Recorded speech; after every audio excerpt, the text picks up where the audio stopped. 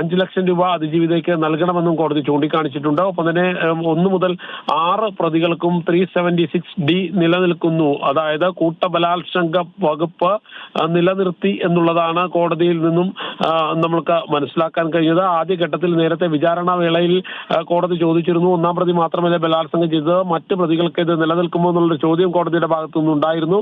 പക്ഷേ ആ ഘട്ടത്തിൽ നമ്മളെല്ലാം കരുതിയിരുന്നത്, അല്ലെങ്കിൽ പൊതുവെ ഉണ്ടായിരുന്നത്, 1-ാം പ്രതിയെ മാത്രം 20 വർഷം അല്ലെങ്കിൽ കൂട്ടബലാത്സംഗം അടക്കമുള്ള വകുപ്പുകൾ 1-ാം പ്രതിക്ക് മാത്രം നിലനിർത്തി മറ്റു പ്രതികൾക്ക് ശിക്ഷയിൽ ഇളവുണ്ടാകുമെന്നുള്ളതായിരുന്നു. പക്ഷെ അതങ്ങനെയല്ല.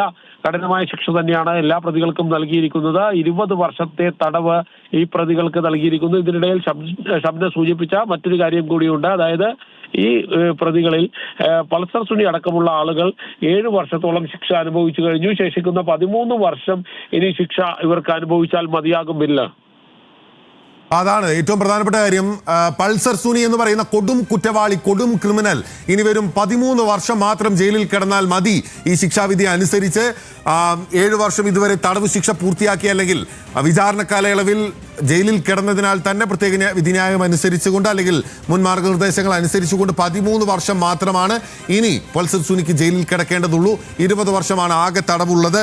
ഇതിലെ ഏറ്റവും പുതിയ വിവരം സൈഫുനിസ നൽകുന്നത്, വിധി കേട്ട് പ്രദീപ്, കുറ്റപ്രതിയായിട്ടുള്ള പ്രദീപ് പൊട്ടിക്കരഞ്ഞിരിക്കുന്നു എന്നുള്ളതാണ്.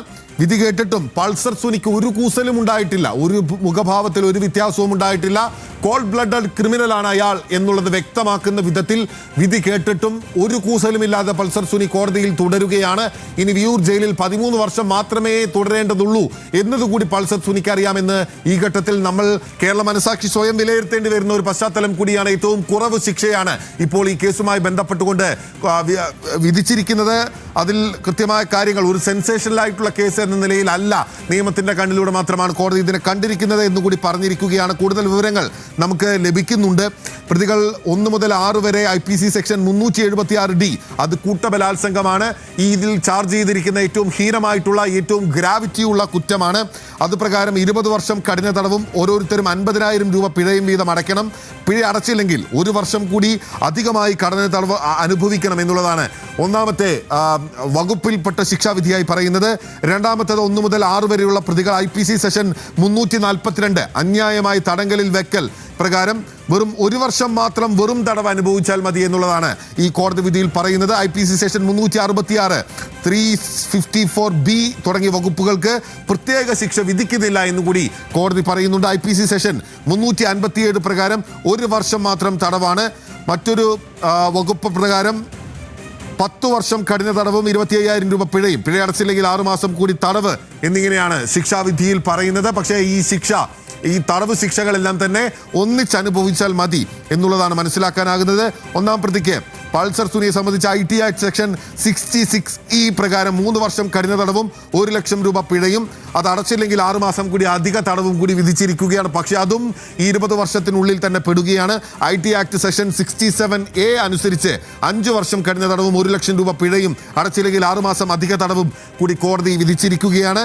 IPC സെക്ഷൻ 201 തെളിവ് നശിപ്പിക്കൽ പ്രകാരം 3 വർഷം കഠിന തടവും ഒപ്പം തന്നെ 25,000 രൂപ പിഴയും, അതടച്ചില്ലെങ്കിൽ 6 മാസം അധിക തടവ് എന്നുള്ളവയാണ് കൃത്യമായി ഇപ്പോൾ കോടതി വിധിച്ചിരിക്കുന്നത്. പക്ഷേ പ്രതികളുടെ പ്രായം കൂടി കണക്കിലെടുത്ത് ജഡ്ജ് ആദ്യം തന്നെ ചൂണ്ടിക്കാട്ടിയ വിധിന്യായത്തിൽ ചൂണ്ടിക്കാട്ടുന്ന ഒരു കാര്യം, സെൻസേഷനലായിട്ടല്ല എന്ന് പറയുമ്പോൾ തന്നെ പ്രതികളുടെ പ്രായം പരിഗണിച്ചിരിക്കുന്നു എന്നുള്ളത് ഈ ശിക്ഷാവിധിയിലൂടെ വ്യക്തമാവുകയാണ്. 40 വയസ്സിൽ താഴെയാണ് പൾസർ സുനി അടക്കമുള്ള ഈ കേസിലെ കുറ്റവാളികളുടെ പ്രായം എന്നുള്ളത് കോടതി പരിഗണിച്ചിരിക്കുന്നു എന്നുള്ളതാണ് നമുക്ക് മനസ്സിലാക്കേണ്ടത്.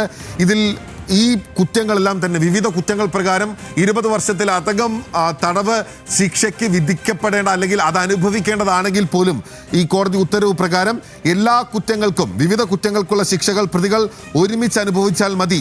സെന്റൻസസ് ഷാൽ റൺ കൺകറന്റ്ലി എന്നുള്ളതാണ് ഈ ശിക്ഷാവിധിയിൽ പറയുന്നത്. അതായത് എല്ലാ കുറ്റങ്ങളും ഈ 20 വർഷത്തിനിടയിൽ അതിൽ അധികം